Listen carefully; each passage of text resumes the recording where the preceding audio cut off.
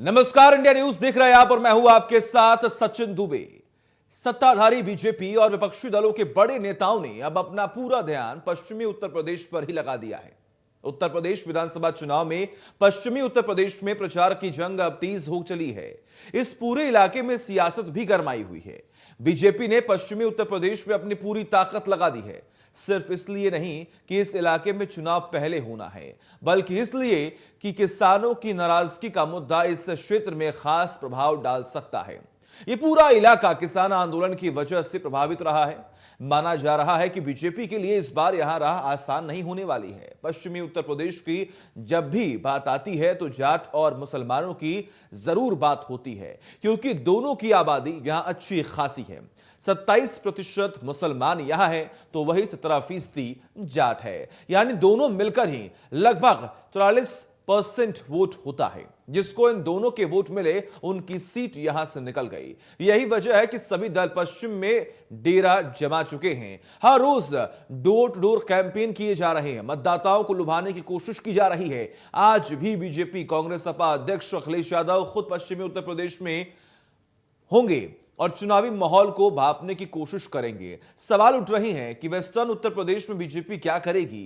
क्या अखिलेश का जाट मुसलमान फैक्टर चलेगा या फिर बीजेपी का 80 बनाम 20 का दाव चलेगा? तमाम बड़े सवाल हैं। थोड़ी देर में हमारे साथ कुछ खास मेहमान होंगे जिनसे हम ये तमाम बड़े सवालों के जवाब लेंगे कि आखिर पश्चिमी उत्तर प्रदेश में जाट और मुसलमान किसके साथ हैं। क्योंकि अगर हम जातीय समीकरणों की बात करें तो 2017 में भी और 2019 में भी जाट का जो वोट था वो पूर्ण रूप से भाजपा को मिलता हुआ दिखाई दिया था, जिसकी वजह से काफी अच्छी खासी सीट जो है वो भाजपा के पास गई। लेकिन उसके बाद शुरू हुआ किसान आंदोलन। जी हां, और इस आंदोलन ने जो नाराजगी दिखाई गई वो नाराजगी कहीं ना कहीं भाजपा को परेशान कर सकती है और ये नाराजगी सेंधमारी कर सकती है। लेकिन जिस तरीके से गृह मंत्री अमित शाह ने तमाम पश्चिमी उत्तर प्रदेश के तमाम बड़े नेताओं को खुले तौर पर आमंत्रण किया, यह न्योता दिया कि आप आए और बैठे हमसे बात करें। जो नाराजगी है हम उन तमाम नाराजगियों को सुनेंगे और नाराजगियों को दूर करेंगे, लेकिन आने वाले वक्त में जब चुनाव नजदीक है तो हम साथ में आगे बढ़ेंगे। लेकिन जयंत चौधरी ने भी एक बयान दे दिया कि मैं चवन्नी नहीं हूं कि जब चाहूं तब पलट जाऊं। ये तमाम बड़े आरोप लग रहे हैं, तमाम निशानेबाजी हो रही है, शब्दों के बाण चलाए जा रहे हैं। लेकिन अब देखना यही है कि जो रणनीति लगातार बनाई जा रही है अलग अलग पार्टियों द्वारा, अलग अलग राजनीतिक दलों द्वारा, वो कितनी कामयाब हो सकती है। क्योंकि जिसके साथ जाट होगी उसी की ठाठ होगी, ये एक बात कही जाती है पश्चिमी उत्तर प्रदेश में। और देखना बेहद दिलचस्प होगा कि इस बार के चुनाव में जाट वोटर्स, मुस्लिम वोटर्स किसके साथ हैं। 80 बनाम 20 का जो ये वादा है, जो ये बयान है, ये मुख्यमंत्री योगी आदित्यनाथ ने दिया। उसके बाद कहीं ना कहीं जब केशव प्रसाद मौर्य ने समाजवादी पार्टी का दामन थामा तो उन्होंने कहा कि अब लड़ाई 85-15 की होगी। लेकिन आखिर ये 80-20 क्या है? क्या 20 अब भारतीय जनता पार्टी को सपोर्ट करेगा? क्या 100% जो वोटर्स हैं वो किसकी तरफ जाएंगे? ये बड़ा सवाल है। इन तमाम बड़े सवालों के जवाब लेंगे। हमारे साथ थोड़ी ही देर में कुछ खास मेहमान जुड़ेंगे, उनसे हम जानेंगे कि आखिर पश्चिमी उत्तर प्रदेश में जो ये सियासी समीकरण है, जो जातीय समीकरण है, इसको साधने में कौन होगा पास और कौन होगा फेल।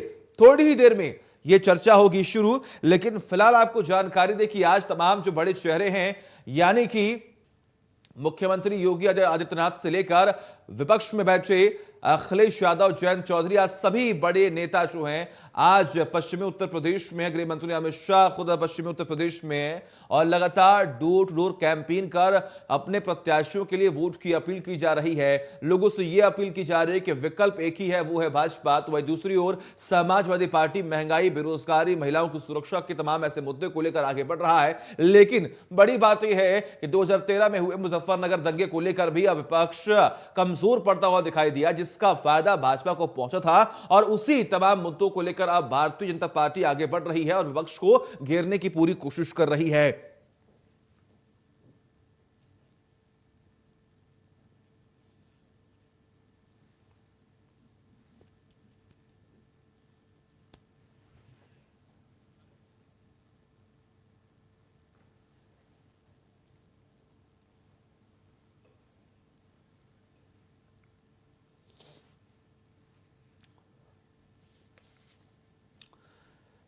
तो तमाम बड़े सवाल हैं और इन तमाम बड़े सवालों के जवाब लेंगे थोड़ी ही देर में। हमारे साथ कुछ खास मेहमान जुड़ रहे हैं।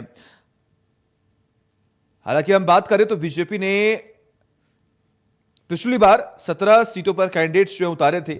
आरएलडी ने 9 और एसपी ने 3, बसपा ने 10 और कांग्रेस ने कुछ खास नहीं सीटों पर जोर दिया। माफ कीजिएगा, ये इस वक्त की जो कैंडिडेट हैं वो फिलहाल यहाँ पर वहां पर उतारे गए हैं। लेकिन बड़ी बात यह है कि बीजेपी ने अब पूर्ण रूप से पश्चिमी उत्तर प्रदेश को साधने की कोशिश की और जाट कैंडिडेट्स जो है वहां पर खड़ा किए हैं। लगभग 40, 45, 50 सीटें हैं वहां पर और इन 45 सीटों में से पूरी कोशिश ये है कि अधिक से अधिक सीटें जो है वो भाजपा अपने खेमे में जोड़ ले। तो वही दूसरी ओर सपा और आरएलडी गठबंधन भी यही चाह रहा है कि कहीं ना कहीं वहां पर जहां पर वर्चस्व जाटों का है वहां पर हम अपनी पकड़ जो है वो मजबूत कर सके। लेकिन बड़ी बात यह कि आखिर जाट समुदाय मुसलमान खुश किससे हैं? आखिर भाजपा ने जो कार्य किया क्या उससे खुश है? क्योंकि किसान आंदोलन एक बड़ा फैक्टर हो सकता है जिसकी वजह से भाजपा को नुकसान पहुंच सकता है और किसान आंदोलन के जरिए ही विपक्ष जो है वो मजबूत होता हुआ दिखाई दे रहा है। थोड़ी देर में हमारे साथ कुछ खास मेहमान जुड़ेंगे और उनसे तमाम सवालों के जवाब लेंगे और डिबेट की शुरुआत करते हैं। हमारे साथ कुछ खास मेहमान जुड़ चुके हैं। एड शहबाज जो कि कांग्रेस का पक्ष रखेंगे, रोहित अग्रवाल जो कि आरएलडी का पक्ष रखेंगे, जैनेन्द्र अर्कवंशी जो कि सुभाषपा से जुड़े हुए हैं और कृष्ण मोहन पांडे जो कि बीजेपी का पक्ष रखेंगे। आप सभी का बहुत बहुत स्वागत है इंडिया न्यूज पर। लेकिन शुरुआत कृष्ण मोहन पांडे जी आपसे। सर, पश्चिमी उत्तर प्रदेश में कहावत है कि जिसके साथ जाट उसी की ठाट। क्या लगता है इस बार जाट समुदाय मुसलमान आपके साथ हैं? देखिए, और क्यों है? भारतीय जनता पार्टी सदैव से ही सर्वधर्म समभाव और सारे समाज के साथ को साथ लेके साथ चलने का काम करती है। सबका साथ, सबका विश्वास, सबका विकास, सबका विश्वास की परिपाटी पे भारतीय जनता पार्टी चलने का काम करती है। भारतीय जनता पार्टी सदैव से ही अंत्योदय की परिपाटी, अंतिम व्यक्ति के उदय की परिकल्पना को लेकर अपनी व्यवस्थाओं को आगे बढ़ाती है। जाट समुदाय उसी का हिस्सा है और भारतीय जनता पार्टी सदैव से ही जाट समुदाय को अग्रणीय मानती है, क्योंकि जाट समुदाय धर्म, संस्कृति, राष्ट्र की रक्षा के लिए अपना अग्रणीय योगदान दिया है। ऐसी स्थिति में जब भारतीय जनता पार्टी और राष्ट्र के विकास के, प्रदेश के विकास की बात आती है तो जाट समुदाय कभी भी उससे पीछे नहीं रह सकता है। और उत्तर प्रदेश के विकास में यदि उत्तर प्रदेश का विकास करना है तो उत्तर प्रदेश की जनता और खासतौर से जाट समुदाय ठीक तरह से जानता है कि भारतीय जनता पार्टी उसका बेहतर तरीके से विकास कर सकती है और उस विकास में विशेष योगदान किसी का हो सकता है तो उत्तर पश्चिम में जाट समुदाय का है और जाट समुदाय भारतीय जनता पार्टी के साथ खड़ा है। ठीक है, जाट समुदाय भाजपा के साथ खड़ा है। रोहित भाई, जी। आपने तो सपा के साथ गठबंधन कर लिया, नाराजगी देखी जा रही है, लेकिन जब अमित शाह वहां पर पहुंच रहे हैं तो आखिर वो लोग कौन है जो अमित शाह के ऊपर साफा पहना रहे हैं, उनका साथ दे रहे हैं, उनके साथ चल रहे हैं? देखिए, अगर वो लोग कौन है मैं बताऊंगा तो बुरा लग जाएगा कृष्ण मोहन पांडे जी को। बिल्कुल बताइए, तो बिल्कुल मुझे बताइए। लगता, अच्छा तो फिर सुन लीजिए। वो एक कृष्णपाल सिंह जी हैं वहां पे, जो ब्लॉक प्रमुखी का चुनाव लड़े थे भारतीय जनता पार्टी की तरफ से और उनको 1 वोट मिला था और 93 वोट मिले थे हमारे कैंडिडेट को जो अध्यक्ष बना था ब्लॉक प्रमुख का। और बाकी बचे हुए इनके नेता हैं, भारतीय जनता पार्टी की जो नेता है जो छोटे मोटे वहां पे पश्चिम उत्तर प्रदेश में भारतीय जनता पार्टी के दबाव में हैं, जिन्होंने अपना ठेका पट्टा लिया है, तो वो मजबूरन उनको आना पड़ा। जब अमित शाह जी ने हड़काना शुरू किया इनको कि भाई क्या कर रहे हो, कोई भी आ नहीं रहा हमसे मिलने, तो उन्होंने बड़ी मुश्किल से बटोर के अपने नेताओं को आसपास के मंडलों से बटोर के। अरे भाई कृष्ण मोहन पांडे जी, मतलब आप तो मतलब भाई हैं अपने, तो हम सोचते हैं कि शायद सुन लें।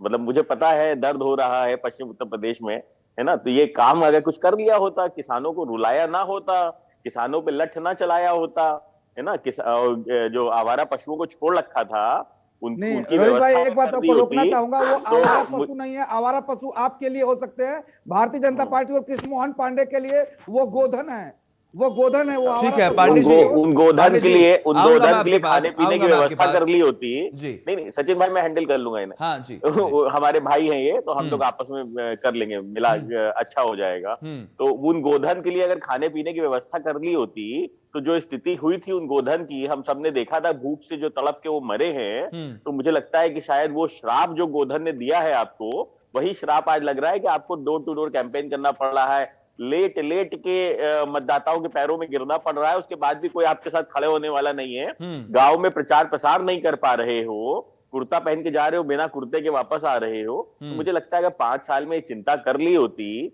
और जो आज आपको जातिगत स्थिति पे उतरना पड़ा, एक्सपोज होना पड़ा, भारतीय जनता पार्टी कहती थी सबका साथ सबका विकास, अब कहते हैं 80-20 की राजनीति, अब कहते हैं साहब जाटों की हम समागम करेंगे। आप सोचिए, चुनाव देखते ही इनको जाट याद आने लग गए। लेकिन जब 700 किसान मरे थे, जिसमें ज्यादातर जाट समुदाय से थे, तब इनको नहीं याद आ रहे थे। तब तो ये कह रहे थे कि नहीं जी, कृषि कानून हम किसानों के हक में लाए हैं। तब इनको नहीं याद आ रहे थे जब इनके गृह राज्य मंत्री के बेटे टेनी किसानों को कुचलने का काम कर रहे थे।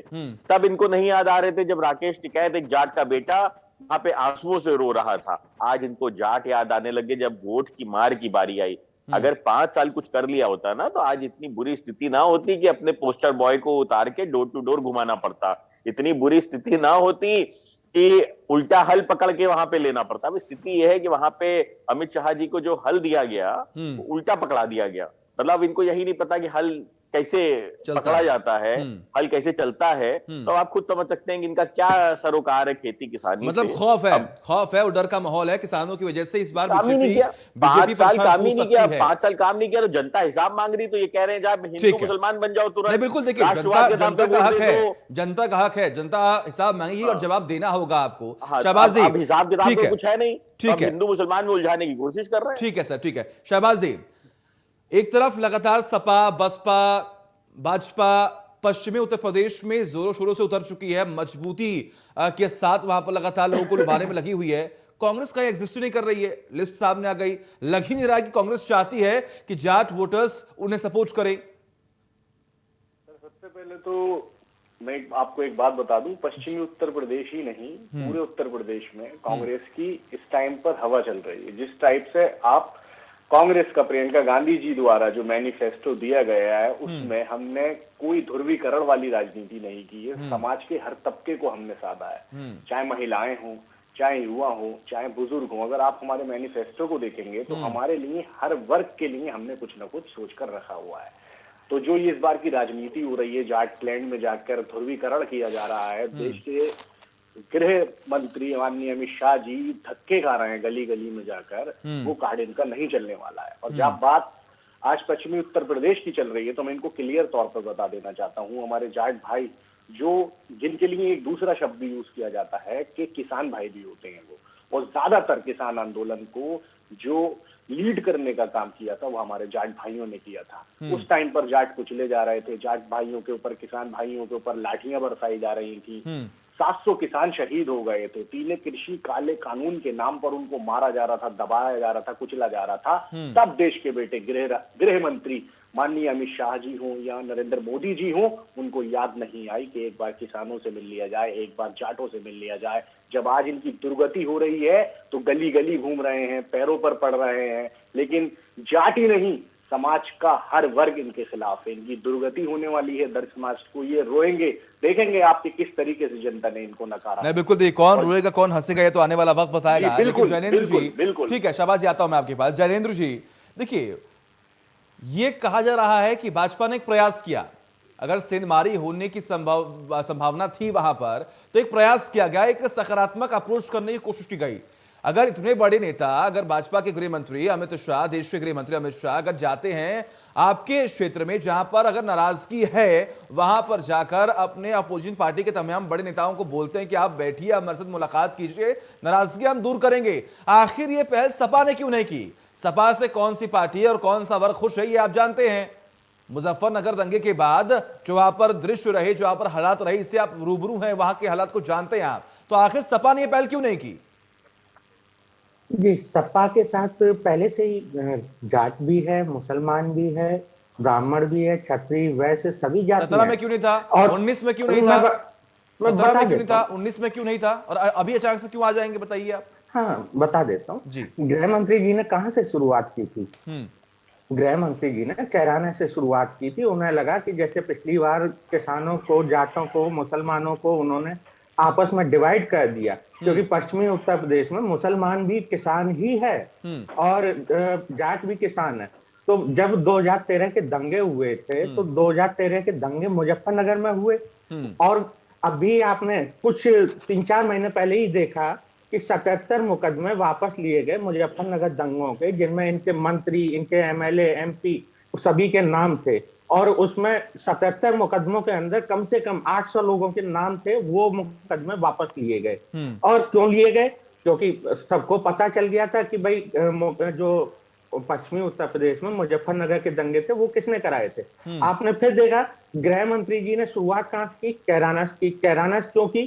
क्योंकि उनकी हिम्मत नहीं है कि बागपत, शामली, मेरठ, मुजफ्फरनगर कहीं और चले जाएं। दूसरी जगह कहां गए? वो ध्रुवीकरण करने के लिए मथुरा पहुंचे।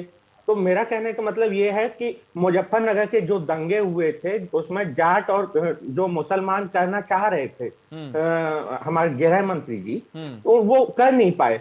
और दूसरी बात है कि कैराना जो जगह है वहीं से 4 किलोमीटर दूर रिफ्यूजी कैंप है, जहां पे मुजफ्फरनगर दंगे के 50,000 विस्थापित लोग रहते हैं। और जो कैराना की ही जो 346 परिवारों की लिस्ट इनके सांसद हुकुम सिंह ने भेजी थी कि ये विस्थापित हो गए, उसमें से कई तो मृतक थे। कई लोगों से जब पूछा गया तो उन्होंने कहा कि बेहतर भविष्य बच्चों के देखते हुए वो वहां से पलायन किए हैं, ना कि वो हिंदू और मुसलमान और उसकी वजह से उन्होंने पलायन किया है। यहाँ पे पोल अब खुल चुकी है, क्योंकि किसान आंदोलन के दौरान आपको याद होगा कि ये यहाँ पे मेरठ में और उसके आसपास के इलाकों में जब राकेश टिकैत जी 1-2 बार गए थे तो इन्होंने क्या कहा था कि जो मुसलमान है वो जाटों से अलग है। मतलब किसानों को भी इन्होंने मुसलमान और जाटों में ढालने की कोशिश की। और पश्चिमी उत्तर प्रदेश में आज के टाइम में ऐसा है कि कपड़े तो पहन के जाते हैं नए नए, तो होली की तरह फटे फटाए कपड़ों में बाहर आते हैं। होली खेली जा रही है अच्छी तरह से, वो तो लठमार होली भी शुरू होगी अभी बरसाने की तरह। कल बरसाना बिल्कुल, देखिए होली का रंग चढ़ेगा, होली का रंग चढ़ेगा क्योंकि होली भी नजदीक है, होली भी नजदीक है। जो पार्टी जीतेगी वो होली का जश्न भी बहुत अच्छे तरीके से मनाएगी। लेकिन पांडे जी देखिए, ये समीकरण, जाति समीकरण साधने की तो हर एक पार्टी कोशिश कर रही है। 2013 के बाद जो खबरें ये सामने आ रही थी कि जाट और मुसलमान जो अलग अलग हो गए हैं वो किसान आंदोलन से वापस से एक साथ आ गए हैं। और क्या अगर जाट और मुसलमान एक साथ है तो आपके लिए मुश्किलें बढ़ेंगी? देखिए, सबसे पहली बात तो मैं बता दूं कि जाट और मुसलमान जी, ये जो बार बार शब्द यूज किया जा रहा है, ये शुद्ध रूप से सपा और अन्य दलों को, वहां के लोगों को बांटने का काम करने के लिए ये बार बार ये शब्द भाई आपके गृह मंत्री गए थे जाट समीकरण करने, मैं हम लोगों ने नहीं किया। हमारे अमित शाह जी ने जाट नेताओं से आप मिले हैं। एक एक नागरिक भारतीय जनता पार्टी अरे मतलब वहां पे जाट समागम करोगे, यहाँ पे कहोगे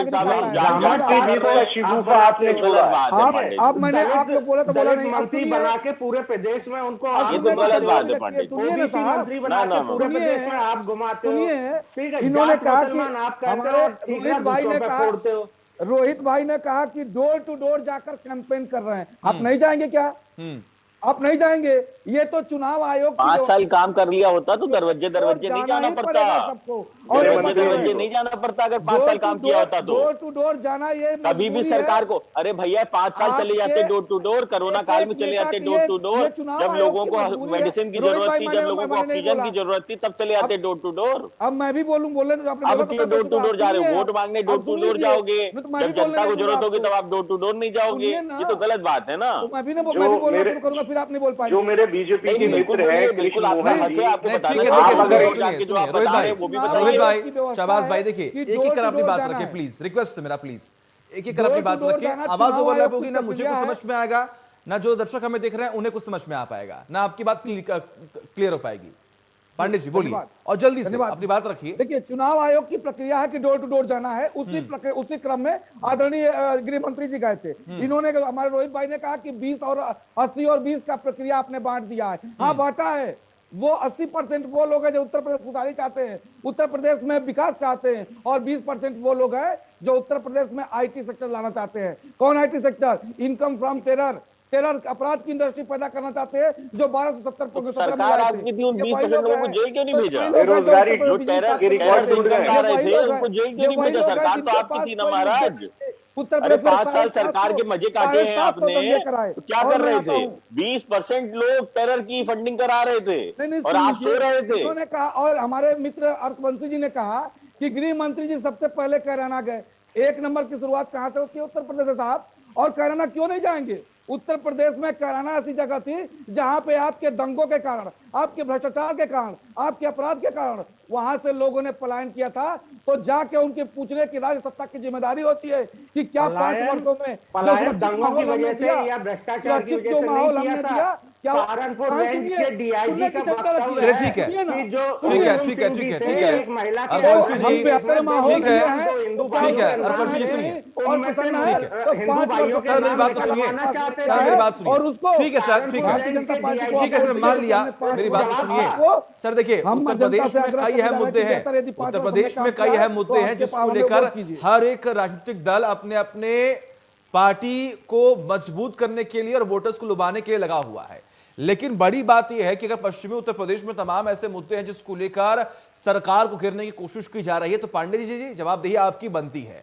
लेकिन बिल्कुल फिलहाल ठीक है, आऊंगा मैं आपके पास। रोहित जी आपके पास आता हूं। एक वाकया हुआ था और मुझे उम्मीद है कि आपको वो याद होगा 1989 में जब चौधरी चरण सिंह जी मुख्यमंत्री बनने वाले थे, लेकिन उस वक्त मुलायम सिंह ने उन्हें कैसे पटकनी दी ये जाट समुदाय भूल नहीं पाएगा और शायद आप कभी भूल पाए। लेकिन आज भी अगर आप सपा के साथ हैं तो आखिर इसका नजरिया कैसे आप पलटेंगे? क्या नैरेटिव सेट करने की कोशिश की जा रही है? सही बैटिंग कर रहे हैं। नहीं, मैं समझ सकता हूं, आपकी मजबूरी समझ सकता हूं सचिन जी, आप बैटिंग सही कर रहे हैं। आज भाजपा की तरफ से एक एडिशनल चेक आएगी, आप चिंता मत करिए। मैं आपको बता दूं, ये जो ध्रुवीकरण की राजनीति करने की कोशिश कर रहे हैं, ये जो ईमानदार मीडिया हैं आप लोग, है ना, थोड़ा सा मतलब समझ के, जो आप पे आपके सही बात नहीं। एक मिनट पांडे जी ठीक है, उनको बोलने दीजिए। देखिए बेवजह की बातें सुनिए, बेवजह की बातें ना मैं करूंगा और ना आपको करने दूंगा। अगर आपका मन है तो आप बोलिए। हमें मालूम है कि हम क्या काम करते हैं, किस तरीके से इंडिपेंडेंट होकर हम खबर दिखाते हैं, हमें मालूम है। आपको जो बोलना है बोलिए, सवाल का जवाब दीजिए। रोहित जी, कोई भी व्यक्ति जो सही बोलेगा। पांडे जी एक मिनट जाइए, पांडे जी एक मिनट रुकिए, उनको बोलने दीजिए भाई। पांडे जी मत टोकिए, पांडे जी मैं रिक्वेस्ट कर रहा हूं, सभी से मेरा रिक्वेस्ट है। पांडे जी मत करिए। ठीक है, बैटिंग कर लेंगे। अभी ब्रेक पे जाओगे ना तो देखना अच्छा ऐड चलेगा, 10 को पता चलेगा। रुक जाओ भाई पांडे जी, और बात कर लो सचिन जी से। को आपने वोट किया। अरे ठीक है पांडे जी, बेहतर रहेगा। ठीक है, बोलिए रोहित जी बोलिए। विश्वास नहीं है कि आप बैटिंग कर पाएंगे। ठीक है रोहित जी बोलिए। हाँ, तो मैं आपको बता दूं, ये जो इतिहास में आप लोग जाके कुरूदने का काम करते हैं ना, ये सब छोड़ दीजिए। अब हम लोग नए दौर में आ चुके हैं, 2022 में आ चुके हैं, 2022 में आ चुके हैं। आप ये मानिए कि आप नहीं करते? नहीं, और मैं आपको करेक्ट कर दूं, जो आपने चौधरी चरण सिंह कहा वो चौधरी अजीत सिंह जी की बात। माफ कीजिएगा, हाँ माफ कीजिएगा। तो मैं आपको बता दूं, इतिहास में जाना छोड़ दीजिए, ठीक है ना। चौधरी चरण सिंह जी के मुलायम सिंह जी भी जो है दत्तक पुत्र की तरह थे, और मुझे लगता है राजनीतिक पुत्र जो थे वो मुलायम सिंह जी भी थे, और चौधरी अजीत सिंह जी उनके सगे पुत्र थे।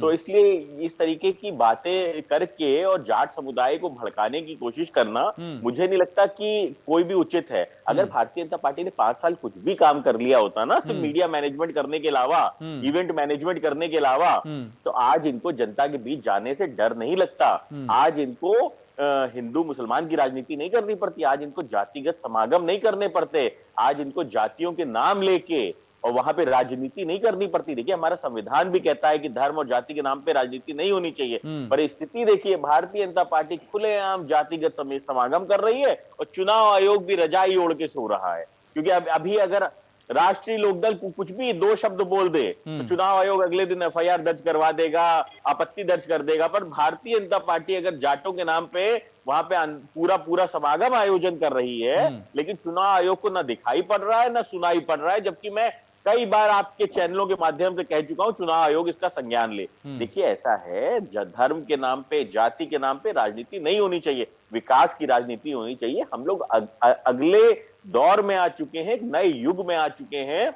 वर्ल्ड बात कर रहा है सैटेलाइट्स की और बात कर रहा है चंद्रमा पे जाने की, और यहाँ पे हम लोग बात कर रहे हैं, अभी भी जातियों में उलझे हुए हैं, अभी भी हम धर्म के नाम पे झगड़ा करने की बात कर रहे हैं। मुझे लगता है थोड़ा सा हमें संवेदनशील होना चाहिए और विकास की बात करनी चाहिए। और कृष्ण मोहन पांडे जी को यह बताना चाहिए कि 5 साल में हमने ये काम किए हैं इसलिए जनता हमको वोट दे। ये नहीं बताना चाहिए कि क्योंकि हिंदू खतरे में है इसलिए हमको वोट दे जनता, या मुसलमान खतरे में है इसलिए हमको वोट ठीक है दे। शहबाज जी, और 80-20 की राजनीति, 80-20 की राजनीति ठीक है कदापि शहबाज नहीं जी, करनी किसने चाहिए, कितना क्योंकि विकास किया, सरकार की किसने कितना जिम्मेदारी विकास होती किया, है, ये तो आप भी जानते वोटिंग हैं। होने के बाद सरकार की ठीक है, जिम्मेदारी होती है किसने कितना विकास 100%। किया शहबाज जी, किसने कितना विकास किया ये आप भी जानते हैं। 32 साल से आप भी सत्ता से बाहर हैं। समाजवादी पार्टी ने कितना विकास कर दिया कि 17 में उन्हें बाहर का रास्ता दिखाया गया, और भाजपा ने कितना काम कर लिया कि 22 में उन्हें बाहर का रास्ता दिखाया जाए। सर 32 साल से कहीं ना कहीं उत्तर प्रदेश में कांग्रेस नहीं है, तो इसके कुछ कारण हो सकते हैं। जिस तरीके से समाजवादी पार्टी हो, बहुजन समाजवादी पार्टी हो उत्तर प्रदेश में अंदर, चाहे भारतीय जनता पार्टी हो, तो आपने देखे होंगे बारी बारी से ये सरकारें लूटती चली आ रही हैं प्रदेश को। आज नहीं, प्रदेश के रोहित भाई ने दावा किया है ना, रोहित भाई ने बिल्कुल कहा सर, कि मेरी बात समाजवादी पूरी पार्टी रखने ने दीजिए। विकास को बात लेकर पूरी काम करने किया, दीजिए सर। महिलाओं की सुरक्षा को बिल्कुल लेकर सर। काम किया, इंफ्रास्ट्रक्चर बिल्कुल को सर, लेकर बात काम करने किया, दीजिए। तो 17 में जी फिर जी बाहर सर, क्यों मैं गए? बता रहा हूँ जवाब सर, दीजिए आप भी। मैं बता रहा हूँ सर, अगर आप उत्तर प्रदेश के अंदर जो गवर्नमेंट के आंकड़े होते हैं, नीति आयोग के आंकड़े होते हैं, नीति आयोग के आंकड़ों पर अगर आप गौर करेंगे तो देखेंगे हम भुखमरी में उत्तर प्रदेश टॉप कर रहा है, गरीबी में उत्तर प्रदेश टॉप कर रहा है, जो स्वास्थ्य सुविधाएं हैं उत्तर प्रदेश की सबसे ज्यादा बदहाल स्थिति में है। अगर आप महिलाओं के प्रति अपराध में इजाफा देखेंगे, एनसीआरबी की रिपोर्ट के अनुसार और भी कई सारी जो रिपोर्ट्स आती हैं हमारे सरकारों की तरफ से, उसमें देखेंगे कि महिलाओं के प्रति 32% का इजाफा हुआ है। तो कहीं ना कहीं जो ये उत्तर प्रदेश को उत्तम प्रदेश बनाने की बात कर रहे हैं, पूरी तरीके से खोखला है। आज भी उत्तर प्रदेश का व्यक्ति रोजगार के लिए ठोकरे खा रहा है। उत्तर प्रदेश का व्यक्ति और पूरे देश का व्यक्ति, जो हमारे देश में नरेंद्र मोदी जी का जन्म दिवस है, उसको आज का युवा बड़ी शान से, धूमधाम से बेरोजगार दिवस मना रहा है। तो इनके वादे, विकास के वादे तो पूरी तरीके से खोखले हैं, बिल्कुल पूरी तरीके से खोखले हैं। और इस चुनाव में जो जनता वोट करेगी वो रोजगार के नाम पे वोट करेगी, भ्रष्टाचार के नाम पे वोट करेगी, गरीबी के नाम पे वोट करेगी। विकास के वादे खोखले हैं, प्रदेश में कोई काम नहीं हुआ, महिला की सुरक्षा को लेकर भी कोई काम नहीं हुआ। रिपोर्ट आती है उसमें उत्तर प्रदेश सर्वोच्च है, जहां पर अपराध बढ़ता ही चला जा रहा है। जवाब दीजिए। ये पांडे जी झुठला नहीं सकते इस बात। ठीक है पांडे जी। पांडे जी अब नहीं आएंगे। देखो अब तो मोबाइल ने भी अनम्यूट कीजिए, अनम्यूट कीजिए अपने आप को। तो मोबाइल ने भी साथ छोड़ दिया, कहा इतना झूठ हम नहीं झेल पाएंगे। जी बोलें। जी बोलिए। टेक्नोलॉजी ने साथ छोड़ दिया इनका, डिजिटल इंडिया में टेक्नोलॉजी ने साथ छोड़ दिया साहब। अब दोबारा नहीं पकड़ेगी ये, अब दोबारा नहीं पकड़ेगी। चलिए पांडे जी, आपकी आवाज अब तक नहीं पहुंच पा रही है। रोहित जी को एक और मौका मिल गया आप पर तंज कसने का। गठबंधन की सरकार बनेगी और तब टेक्नोलॉजी में नौकरियां हम देंगे युवाओं को। ठीक, उम्मीद हम यही करते हैं रोहित जी, उम्मीद हम यही करते हैं कि देखिए एट लास्ट हमें प्रदेश के विकास को लेकर बात करना चाहिए, तमाम चीजों को लेकर बात करनी चाहिए, लेकिन बातें सिर्फ इतनी होती हैं कि चुनाव से पहले वादे तो बहुत होते हैं, लेकिन जमीनी स्तर पर कार्य कुछ भी होता है। ये आप भी जानते हैं, हम भी जानते हैं। जनेंद्र जी, प्रदेश की बात हो रही है, पश्चिमी उत्तर प्रदेश की बात हो रही है, कितना अहम योगदान आपकी तरफ से भी होगा कि जनता आपको चुने, जाट वोटर्स जो हैं वो आपको चुने? जी, पश्चिमी उत्तर प्रदेश में जो ज्यादातर कैंडिडेट उतारे जाएंगे वो रालोद के होंगे और सपा के होंगे, हमारा पूर्वांचल में होगा। लेकिन मैं फिर भी यहाँ पे बता दूं कि हमारा भी पूरा समर्थन है, क्योंकि हमारा भी बहुत बड़ा वोट बैंक है। अगर आप मेरठ में जाएंगे 50,000 अर्कवंशी समुदाय रहता है, नोएडा में जाएंगे 17,000 के आसपास अर्कवंशी समुदाय रहता है, और भी पश्चिमी उत्तर प्रदेश में जगह जगह रहता है। लेकिन समस्या यहाँ पे जातिगत ध्रुवीकरण करने की जो भाजपा की है वो सफल नहीं होगी। उसका कारण है, अभी आपने गन्ने की बात नहीं की, पश्चिमी उत्तर प्रदेश गन्ना के सबसे बड़ा बेल्ट है, और चीनी उत्पादन में भी दुनिया में नंबर 1 केवल पश्चिमी उत्तर प्रदेश की वजह से ही है। और गन्ने का इन्होंने ये कह के सत्ता में आए थे कि हम 14 दिन के अंदर भुगतान करेंगे। अभी पिछले ही सीजन में 33,000 करोड़ के सापेक्ष 26,000 करोड़ का केवल भुगतान हुआ है, 6,000 करोड़ बकाया है। और सबसे बड़ी चीज है कि जो अगर 14 दिन से ऊपर हो जा रहे हैं तो उसका जो ब्याज है वो नहीं दिया जा रहा है गन्ना किसानों को। और लगभग पश्चिमी उत्तर प्रदेश में अगर आप देखेंगे तो कम से कम 12 से 13,000 करोड़ रुपया गन्ना किसानों का बकाया है। दूसरा, जो कोरोना महामारी थी, मैं कैराना नहीं बोल रहा हूँ, कोरोना महामारी थी, जो कोरोना महामारी के समय में पश्चिमी उत्तर प्रदेश में सबने देखा कितनी विकट समस्या थी। वहां पे इतने लोग ऑक्सीजन की कमी से, रेमडेसिविर की कमी से मारे गए। उनका क्या, उनको आपने आइडेंटिफाई करके सहायता अभी तक नहीं मिली है उनको, किसी को भी मृतकों के परिवार में से। कई परिवार ऐसे हैं जहां पर माता पिता की मृत्यु हो गई है, पश्चिमी उत्तर प्रदेश की बात कर रहा हूं, और बच्चे बिल्कुल अकेले रह गए हैं। और ये खुद सरकार मानती है कि इतने बच्चे अनाथ हो गए हैं और उनके सहायता के लिए हम क्या कर सकते हैं, अभी तक सोच रही है सरकार।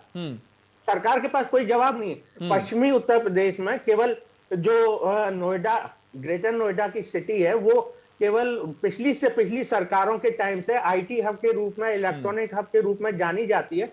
लेकिन आप वहां से थोड़ी दूर पर कैराना जाएंगे या बाकी जगहों पर जाएंगे, इन्होंने क्या विकास किया है? कोई विकास का वहां पर कड़ नजर नहीं आता है दूर दूर तक। इसके बाद महिलाओं की स्थिति पश्चिमी उत्तर प्रदेश में क्या है, ये आप बेहतर तरीके से जानते हैं। जब किसान आंदोलन चल रहा था तो किसान भाई हमारे सारे गए हुए थे आंदोलन में धरना देने के लिए। यहाँ पर महिलाएं ही थी जिनकी वजह से वो खेती बाड़ी हो रही थी आगे, घरों में माँ बहन बेटियां खेतों में काम कर रही थी। और उसी टाइम में ये रैली करते हैं पश्चिमी उत्तर प्रदेश में और बताते हैं कि जाट और किसान अलग है। ये दंगा भड़काने की कोशिश करने को उस समय आए थे, लेकिन उसी समय जाटों और मुसलमानों को पता चल गया था कि हम सब किसान हैं, जाट मुसलमान या ब्राह्मण दलित। ठीक है, देखिए आपने एक अहम मुद्दा उठाया गन्ना भुगतान को लेकर। ठीक है, गन्ना भुगतान को लेकर सियासत पहले भी हुई है और अभी भी लगातार हो रही है। कभी आरोप ये लगते हैं कि सपा सरकार ने तमाम जो भुगतान है वो नहीं किया और वो भुगतान करते करते ये परेशान हो गए। पांडे जी, आपको मेरी आवाज मिल रही है क्या? जी बिल्कुल जी, देखिए गन्ना भुगतान को लेकर भी सियासत गर्म है। ये आरोप लगाया जा रहा है कि आपने वादा तो बहुत किए थे कि आप किसान की आय दोगुनी कर देंगे, जो गन्ना भुगतान है वो सही समय पर करेंगे और बढ़ा के करेंगे, लेकिन आज तक हुआ नहीं।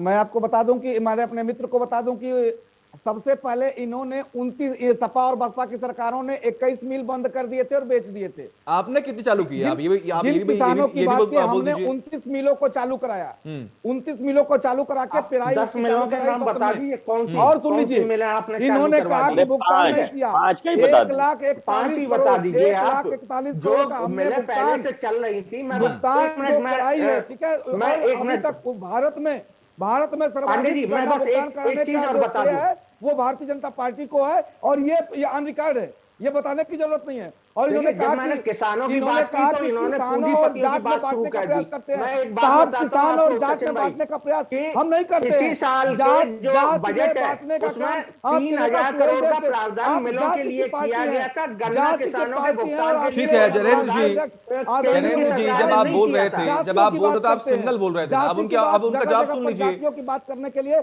आपका मंच लगता है साहब, तो ओम प्रकाश राजभर जी जातियों का मंच लगा लगाकर जगह जगह पर कहते हैं कि हम जाति की राजनीति पार्टी है। वो खुलेआम मंच से कहते हैं, क्या झूठ बात है? पूरा देश जानता है इस बात को कि आपके राष्ट्रीय अध्यक्ष कहते हैं कि मैं एक जाति की पार्टी हूं। नहीं, ऐसा कहीं भी नहीं कहा है। वो मैं बता दूं, जाति की राजनीति नहीं करते, सारी जातियां हमारे साथ हैं। गठबंधन करके उत्तर प्रदेश को विकास की बात करते हैं। आप जातियों में उत्तर प्रदेश को बांटकर एक जातीय आग में झोंकना चाहते हैं। ये आपकी और आपके गठबंधन पार्टी की मजबूरी है, क्योंकि यही उत्तर प्रदेश है जब एक जाति विशेष के लोगों का थाने पे कब्जा था। ठीक है रोहित भाई, ठीक है, जिलों पर कब्जा ठीक है रोहित भाई, जाट समागम करेंगे ये दंगे और जाति की राजनीति कर रहे हैं हम, भारतीय जनता पार्टी। ठीक है पांडे जी, ठीक है, के लोग सर्वाधिक जेलों में बंद। ठीक है सर, टाइम ओवर हो गया, टाइम ओवर हो गया सर, मेरी बात सुनिए, टाइम ओवर हो गया। आऊंगा मैं आऊंगा सर, वापस आऊंगा आपके पास। टाइम ओवर है सर, पांडे जी नहीं, ठीक है पांडे जी, ठीक है। रोहित जी देखिए, तमाम बड़ी बातें होती हैं, तमाम ये राजनीतिक दल ये वादे करती है कि हम अगर विपक्ष में तब भी हम काम कर रहे हैं, सरकार में तभी हम काम कर रहे हैं।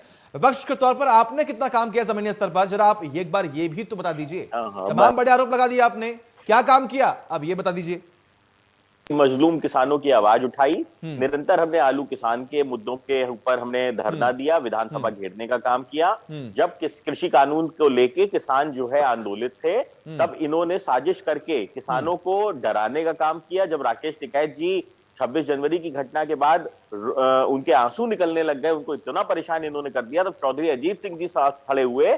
28 जनवरी को चौधरी अजीत सिंह जी ने राकेश टिकैत जी को फोन करके कहा, हम तुम्हारे साथ खड़े हैं, ये किसानों के अस्तित्व का सवाल है, बिल्कुल डरना नहीं, घबराना नहीं। और उनको हिम्मत बंधवाई, उनके साथ खड़े होने का राष्ट्रीय लोकदल ने काम किया।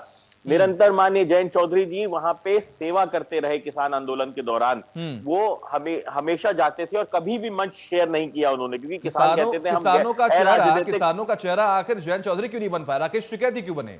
आपने भी तो पूर्व की सरकारों में अहम भूमिका निभाई है, आपने फिर उस टाइम क्यों नहीं किया किसानों के लिए? और किया तो क्या किया बताइए?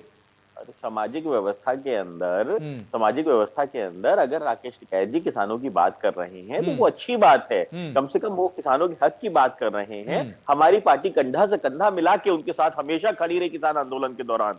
ये आप उसका नतीजा देखिए, भारतीय जनता पार्टी को अपने अहंकार को पीछे रख के कृषि कानूनों को वापस लेना पड़ा। प्रधानमंत्री जी को ये मानना पड़ा कि ये उद्योगपतियों के हित में कृषि कानून आए थे और इसके लिए उन्होंने गलती के लिए माफी भी मांगी। पर वो माफी मांगते मांगते बहुत देर हो चुकी थी। 700 किसान भाई हमारे शहीद हो चुके थे और आज भी इनके अहंकार की स्थिति है कि उन 700 किसानों को इन्होंने शहीद का दर्जा नहीं दिया है, उनको कोई मुआवजा देने का उनके परिवारों को इन्होंने नहीं काम किया है। इन्होंने निरंतर किसानों का अपमान किया है। और उसके बाद लखीमपुर के अंदर जिस तरीके से टेनी जी के बेटे ने किसानों को कुचलने का काम किया, उसके बाद भी गृह राज्य मंत्री के पद पे टेनी बना हुआ है और उस अपराधी व्यक्ति को अभी तक इन्होंने हटाने का काम नहीं किया है। और टेनी जी के साथ मंच शेयर करते हैं माननीय प्रधानमंत्री जी, माननीय गृह मंत्री जी, माननीय योगी जी, और उस पे इनको शर्म नहीं आती है। आप देखिए किस तरीके से ये किसानों के खून बहा देने वाले व्यक्ति के साथ अगर ये मंच शेयर कर रहे हैं, अपने पार्टी में बनाए हुए हैं। यही काम इन्होंने कुलदीप सिंह सेंगर के केस में किया था कि उन्नाव की रेप पीड़िता। अब आपने कहा खून बहाने की, सपा पर, मुलायम सिंह यादव पर भी तो खून बहाने का एक बड़ा आरोप लगा हुआ है। राम मंदिर का मुद्दा आपको याद होगा। अब तमाम बड़े आरोप, जब आपने कहा कि आप इतिहास को क्यों खंगाल, तो फिर अगर ये तमाम बातें उठेंगी तो फिर आप क्या तर्क रखेंगे बताइए? अच्छा नहीं, मुझे ये बताइए कि अगर 5 साल का भारतीय इतिहास की बात आपने कही थी, तो अभी आपने कहा था कि इतिहास को आप मत लेकर आइए, फिर आप क्यों गए इतिहास में? अरे भाई सुनिए तो, अब सुनिए। देखिए, जब हम पिछले 5 साल की बात करते हैं कि वो भारतीय जनता पार्टी सरकार में थी, उनसे पूछते हैं क्या काम किया, तो सीधे धर्म की बात होने लगती है, सीधे राम मंदिर की बात होने लगती है, सीधे हिंदू मुसलमान की बात होने लगती है, सीधे हिंदुस्तान पाकिस्तान की बात होने लगती है, शमशान कब्रिस्तान की बात होने लगती है। अरे ये कब बताओगे कि 5 साल में काम क्या किया है भैया महाराज? 5 साल में क्या खाली भ्रष्टाचार करते रहे या रजाई ओढ़ के घर में चद्दर ओढ़ के सोते रहे, समझते रहे कि धर्म की चाशनी चटाएंगे और आखिरी में जाके वोट मांग लेंगे? बिल्कुल देखिए, आप जो कह रहे हैं रोहित भाई, आप जो कह रहे हैं ना, अगर ये सच है तो जनता इन्हें बाहर का रास्ता जरूर दिखाएगी। ये आप भी जानते हैं, जैसे अखिलेश यादव को किया गया था, दिखा चुकी है जो पार्टी, जो सरकार जनता के हित में काम नहीं करेगी वो बाहर जाएगी, जनता तय करेगी। लेकिन अब पांडे जी, अब आपकी बारी है, जवाब ये दीजिए कि देखिए, बड़े आरोप ये भी लगते हैं कि जब आपसे विकास की बात होती है, रोजगार की बात होती है, महंगाई की बात होती है, तो आप सिर्फ धर्म की बातें खेलते हैं, आप पाकिस्तान हिंदुस्तान करते हैं। सचिन भाई, मैं आप ही की बात पे आ रहा था कि इन्होंने बार बार ये आरोप लगाते हैं कि धर्म की बात करने लगते हैं, राजनीति और जाति की बात करने लगते हैं। मैं विकास पे बात करना चाहता हूं, ये बार बार उधर लेके जाते हैं ये लोग। ये सपा बसपा और अन्य लोग, कांग्रेसी लोग हैं, ये बार बार इस बात नहीं, हम आपको कहीं नहीं लेके जाएंगे। चलो आप कौन सा विकास पूछ लीजिए, जवाब दे रहे हैं सर, जवाब दे रहे हैं पांडे जी, जल्दी से कंप्लीट रखिए। मैं भी बोल रहा हूं, अब सुनिए, मैंने विकास की बात कीजिए, पांडे जी विकास की बात कीजिए। आपने खुद कहा कि विकास की बात कर रहे हैं, तो विकास की बात कीजिए जल्दी से। अब सुनिए रोहित भाई, बिल्कुल आपको इंटरप्ट नहीं करेंगे, आप विकास की बात करिए। आप बताइए गड्ढा मुक्त रोडे कहां पे हुई? आप बताइए युवा आंदोलन क्यों कर रहा है? रोहित जी सुन तो लीजिए, रोहित जी सुनिए तो सही। अब जब विकास की बात करें तो आप टोक रहे हैं, अब विकास की बात करें तो आप टोक रहे हैं। सुनिए तो सही, सुनिए। वो आप कब दे रहे हैं? करिए विकास की बात, हम आपके साथ हैं। अब बोलिए, सुनिए रोहित सचिन भाई, 5 वर्षों में इन्होंने क्या विकास किया और 5 वर्ष में हमने क्या किया, इसका आज तुलना होनी चाहिए आपके इस नेशनल डिबेट से। सुन लीजिए, इन्होंने नौकरी में क्या दिया, सरकारी नौकरी के नाम पे ये इनका 16 लाख नौकरी, 2 करोड़ 10 लाख नए बेरोजगार जुड़ गए जनसंख्या में। रोजगार मैं बता देता हूँ, चलिए जनेन्द्र जी सुन तो लीजिए, फिर बाद में आप बात काट दीजिएगा। सुनिए सुनिए ना। पांडे जी एक काम करते हैं, 5 साल में हमने क्या किया वो हम बताएंगे, और अगले 5 साल में आपने क्या किया वो आप बताना। सुन आप लीजिए, नाम लो, सरकारी नौकरी का हम बताएंगे हमने 5 साल में कितनी दी थी, जो सरकारी नौकरी थी और समाजवादी पार्टी आप ने, बताना कि आपने अरे क्या रोहित किया था। जी, रोहित जी मेरी बात सुनिए। आप सरकार में सहयोगी रहे हैं, पूर्ण रूप से आपको बहुमत नहीं मिला, उनको मिला है, उनको मिला है, उनकी बात सुन लीजिए। आपको भी समय दूंगा मैं, अपनी बात रखिएगा। ऐसा नहीं है कि मैं यहां पर पक्षपात कर रहा हूं, जो मीडिया पर आप आरोप लगाते रहे नहीं, नहीं, हैं। आप आपको मौका दूंगा, आप उनको मौका दे रहा हूं, ईमानदार मीडिया क्योंकि हैं, आप भी मेरे लिए पक्षपात उतने नहीं करते हैं। नहीं, सम्मानित है और वो भी सचिन मेरे जी, लिए हम उतने तो मान सम्मानित ही है। नहीं सकते, पांडे जी आपको मैं अपनी ईमानदार बात मीडिया मानता अपनी हूं, बात आपको 1 आप मिनट में पक्षपात कर कंप्लीट ही नहीं कीजिए, सकते। समय नहीं है मेरे पास। और सुन प्लीज लीजिए, नहीं, कोई मत सचिन जी, टोकिएगा, मैं प्लीज एग्री प्लीज करता हूं, प्लीज जी। मैं तो कह रहा हूं आप ईमानदार मीडिया है, हम 10 बिल्कुल है मार्च के सर, बाद बिल्कुल आपसे है। बात करेंगे, हमें आप हमें हमें सर्टिफिकेट की जरूरत नहीं है किसी आप से। हमें पूरा टाइम देते हैं। स्वास्थ्य के क्षेत्र में उत्तर प्रदेश में इनके सरकार ने मात्र मेडिकल 12 मेडिकल कॉलेज थे, हमने 44 मेडिकल कॉलेज किए। भैया, बिजली के क्षेत्र स्वास्थ्य में मंत्री 24 जो घंटा थे, बिजली हमने दी, इनके यहाँ भगत 7 सिंह, घंटा बिजली, वो भी कभी दिन में तो कभी ठीक रात है, में आती उनका थी। लोकसभा सड़क की में बात बयान करें था तो यहाँ रिकॉर्ड 2018 में यहाँ रिकॉर्ड है कि 8,000, सुनने की क्षमता रखिए, 8,000 किलोमीटर सड़क बनवाई और भारतीय जनता पार्टी ने 16,000 45 किलोमीटर मेडिकल बनवाई। कॉलेज और इनके सरकार में एक एक्सप्रेसवे है, मात्र हमारे उत्तर प्रदेश की सरकार में 5 एक्सप्रेसवे नहीं थी है। और सड़कें, उन्हें गड्ढा 5 मुक्त करने की एक्सप्रेसवे है उत्तर प्रदेश की, इनके समय में मात्र हुई थी, गड्ढा नहीं कर पाया। एयरपोर्ट थे, इंटरनेशनल एयरपोर्ट सारे थे, एक्सप्रेसवे जो पुरानी सरकारों द्वारा काम चालू किया गया था उसी को आगे बढ़ाया हमारे है। यहाँ 32 एयरपोर्ट है, हवाई पट्टियां हैं। बताएं ये इन्होंने क्या विकास किया है बताइए इनके कहाँ पास। है 32 और इनका एयरपोर्ट? रिकॉर्ड है, आप 5 बता दीजिए। 1,80,000 सरकारी नौकरियां जो इनका डाटा है, और 8,000 किलोमीटर सड़कें जो इनका डाटा है, 16,000 किलोमीटर और 5 expressway, 44 medical college, 30 medical college हमने नए बनवाए, एक जिला एक उत्पाद, एक जिला एक मेडिकल कॉलेज और एक जिला एक यूनिवर्सिटी बनाने का संकल्प हमारा है। बताएं 5 वर्षों में इन्होंने क्या किया है? हाँ किया है इन्होंने, 5 वर्षों में आईटी सेक्टर उत्पन्न किया है, इनकम फ्रॉम टेरर, कहीं से धन उगाही कहीं है, कहीं अपराध तो कहीं भ्रष्टाचार तो कहीं दंगे, सिर्फ यही इनके खेमे में रहा। चलिए ठीक है पांडे जी, 5 साल में आपने कितना काम किया आपने एक सुर में बता दिया। ज्ञानेंद्र जी अब आप बताइए कि 5 साल में आपने क्या किया। ये मत गिनाएगा कि उन्होंने क्या नहीं किया, उन्होंने बता दिया कि उन्होंने क्या किया है। अब आप बताइए कि आपने क्या किया। इन्हीं के साथ मैं बताता हूँ, हम तो सत्ता में थे इनके साथ, मैं बताता हूँ बिल्कुल कि बताइए। 5 साल में 2 साल शुरू के 1.5 साल 18 महीने लगभग हम इनके साथ सत्ता में रहे। जी। हमारे जो माननीय राष्ट्रीय अध्यक्ष ओम प्रकाश राजभर जी हैं, उनको जब उनका समर्थन किया गया था तो उनसे बोला गया था कि सामाजिक न्याय समिति की रिपोर्ट लागू करेंगे हम लोग, और बाद में उनके कहने पर राघवेंद्र समिति बनी थी, और राघवेंद्र समिति मई में बनी, अक्टूबर में उसकी रिपोर्ट आ गई, ठीक है। और हम चाहते थे लोकसभा चुनाव से पहले उसको लागू किया जाए, लेकिन ये लोग लागू नहीं कर रहे थे। उसमें हम क्या कर सकते पांडे जी हैं? मत बोलिए, मत बोलिए। नहीं, सुनिए, दूसरी चीज ये कि हमारी राष्ट्रीय अध्यक्ष ओम प्रकाश राजभर जी को 200 मीटर सड़क बनवाने के लिए 12 बार चिट्ठी लिखनी पड़ी, 3-4 बार मुख्यमंत्री को, 3-4 बार उप मुख्यमंत्री को, 3-4 बार डीएम को, लेकिन वो सड़क नहीं बननी थी तो नहीं ही बनी। ये इनका विकास का मॉडल है कि हम सड़क बनवाना चाहते थे, और ये लिखित में है, वहां पे जो चिट्ठियां दी गई हैं लिखित में है, वहां पर ऐसा नहीं है मैं हवा में बोल रहा हूं इनकी तरह की नौकरी दी, जबकि डेटा बता रहा है 16 लाख बेरोजगार हो गए, जबकि डेटा बता रहा है 2 करोड़ 10 लाख लोग नए बेरोजगार ऐड हो गए संख्या में। लेकिन ये नहीं बताएंगे।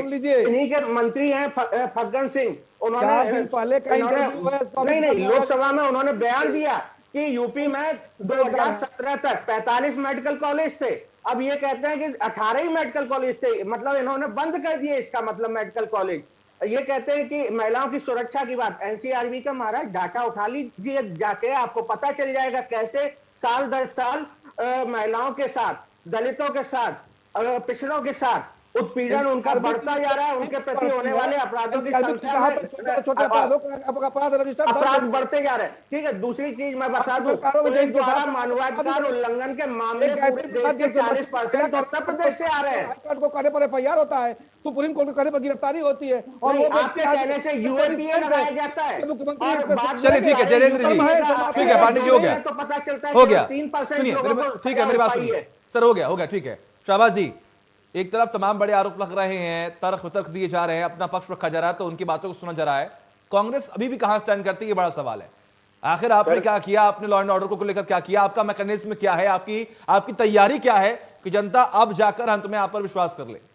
सचिन जी, आप इतने बड़े चैनल पर बैठकर ये बात कर रहे हैं तो मुझे अचंभा हो रहा है। अगर आप पिछले 5 साल सर मैं पूछ रहा हूं आपसे, पूछ रहा हूं मैं आपसे। जी बिल्कुल बिल्कुल सर, आप इस चीज को एक्नॉलेज करेंगे। आप पिछले 5 साल में देखिए, मैं बात उन्नाव की बेटी से शुरू करूंगा, हाथरस में शुरू करूंगा, किसान आंदोलन से शुरू करूंगा, सीए एनआरसी के चाहे धरने हो, तो कांग्रेस के कार्यकर्ता और माननीय श्री राहुल गांधी जी, प्रियंका गांधी जी, या कासगंज में कस्टोडियल डेथ हो, पब्लिक के साथ जो जाम जन है, जनता के साथ कांधे से कांधा मिलाकर जनता के हम पीछ रहे हैं 5 साल।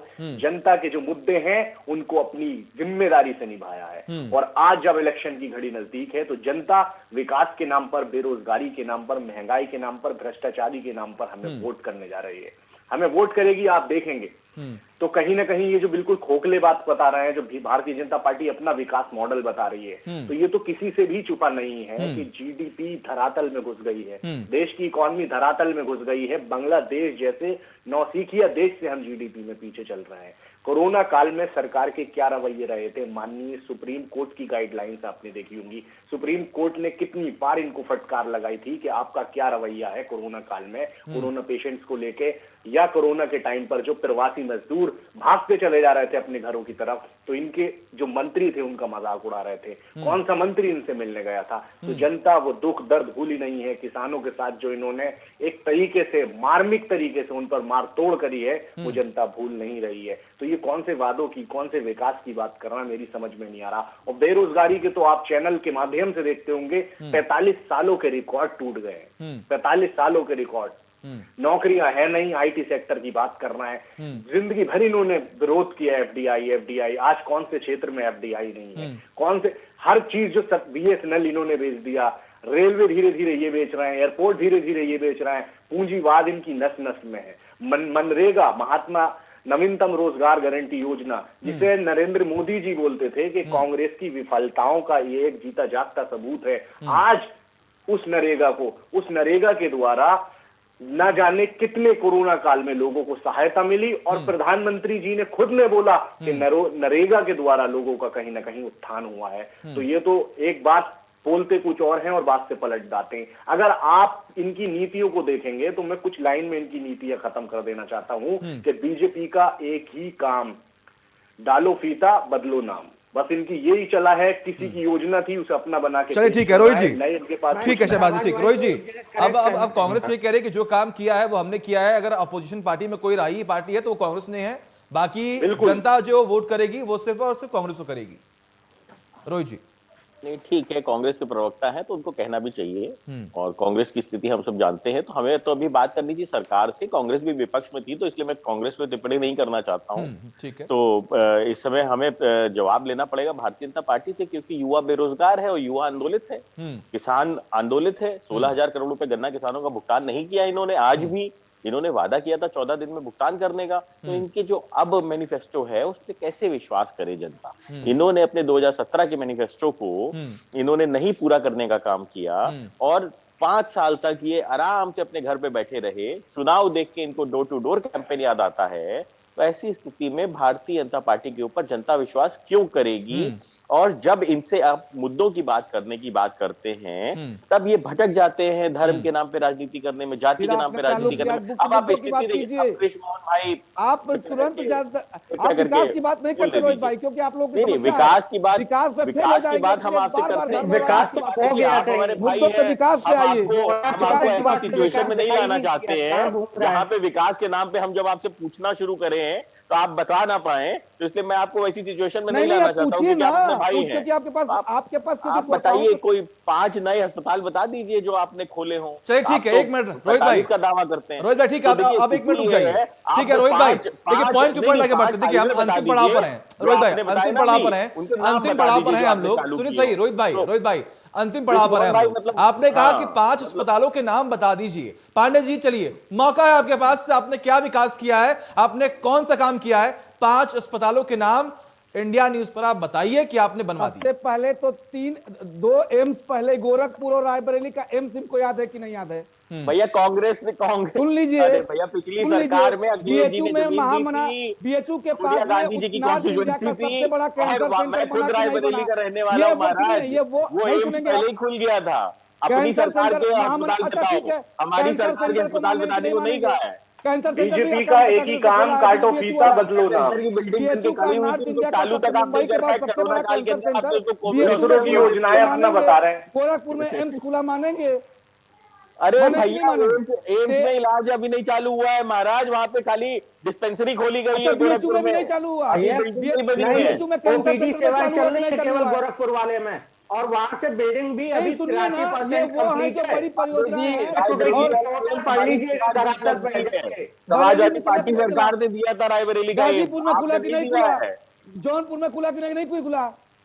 साहब, अरे आप लोगों के आप पास बताइए ना कहाँ चैनल खुला पे है? चिल्लाने के लिए अब मैं तो बोल रहा हूँ कि हमने 30 नए मेडिकल कॉलेज ऐसे खोले। तो 75 जिलों के नाम ले दो, भैया 30 नहीं 75 है, जिलों में अस्पताल कैंसर खोला, कैंसर आपकी हॉस्पिटल आईसीएमआर है, की साइट इंडिया पे का जाके सबसे देखिए, बड़ा आपकी हॉस्पिटल है। सरकार में 12 खुले कैंसर हैं, उनका भी अभी नॉर्थ अस्पताल इंडिया का बताइए, सबसे बड़ा जगह नहीं है वहां हॉस्पिटल। पर। चलिए ठीक है, महामना कैंसर चलिए रोहित जी, देखिए जो सबसे ऐसे बड़ा ऐसे तो हॉस्पिटल ऐसे तो नाम बातें है। हो और चुकी। सिर्फ अब वो कह रहे हैं कि हमने ये अस्पताल खोला है, आप कह रहे हैं कि आपने आपने खोला ही नहीं है, वो पूर्वी सरकारों ने खोला है। अब साहब ऐसे तो तमाम बातें चलती ही रहेंगी। सचिन भाई, लेकिन रोहित जी ठीक है, ठीक है, और इन्होंने कहा कि 5 ठीक है। साल कुछ किया नहीं, अपने घोषणा पत्र मैं में एक किया चीज नहीं। बताना चाहूंगा ठीक है सचिन पांडे भाई। जी, पांडे जी एक मिनट रुकिए, क्योंकि- एक मिनट रुकिए, फिर चैलेंज जी मैं बता बोलिए। दूं को 3 साल ठीक में है। 90% अपने संकल्प ठीक है, पत्र ठीक को है हमने पांडे जी, पूरा आप एक किया मिनट रुक है। जाइए। ठीक है, आपने काम किया, अब बात सुन लीजिए। जनेंद्र जी 15 बोलिए। लाख भाई, मैं 15 एक लाख चीज इन्हें भी बताना मिल गए चाहूंगा। लग रहा है पांडे जी को। मैं जनेंद्र एक जी चीज बोलिए। बताना चाहूंगा। अभी पिछले 10 दिनों के अंदर ही एक रिपोर्ट आई थी अखबार में, उसमें बताया गया था कि अस्पताल खुल गए हैं, लेकिन गांव वालों को पता नहीं है। क्यों नहीं पता था? जब पूरी रिपोर्ट वो पढ़ी गई तो उसमें पता चला कि कहीं का बोर्ड कहीं पर टांग गए, मतलब ऐसे एक खंबे के ऊपर अस्पताल का बोर्ड टांग गए, और योगी जी ने यहाँ लखनऊ से बैठ के सबका उद्घाटन भी कर दिया और अस्पताल चालू हो गए। ऐसे एक नहीं, मैं 10 गिना सकता हूँ। मेरे पास दूसरा मोबाइल नहीं है एक्चुअली में, नहीं तो मैं वो रिपोर्ट आपको दिखाता, और अगली बार मैं आपको वो रिपोर्ट पहले ही भेज दूंगा। आप चलिए खुद ठीक है, देखिएगा। बिल्कुल रिपोर्ट दिखाएगा लेकिन जरूर, मैं और अगली बार भी मैं आपको बुलाऊंगा, मेरा- आप इससे चर्चा होगी। आप सभी का बहुत बहुत शुक्रिया, माफ कीजिएगा समय की बहुत कमी है। शाहबाज जी आपका भी बहुत बहुत शुक्रिया, रोहित अग्रवाल जी आपका बहुत बहुत शुक्रिया, जैनेंद्र जी आपका भी बहुत बहुत शुक्रिया, और कृष्ण मोहन पांडे जी आपका भी बहुत बहुत शुक्रिया। बात विकास की होनी चाहिए, बात रोजगार की होनी चाहिए, बात किसानों की होनी चाहिए, लेकिन बड़ी बात यह कि अब आने वाले वक्त में पश्चिमी उत्तर प्रदेश में चुनाव है, और जाट मुसलमान और वहां की जनता कैसे वोट करती है, यह तो आने वाला वक्त ही बताएगा। एक ब्रेक।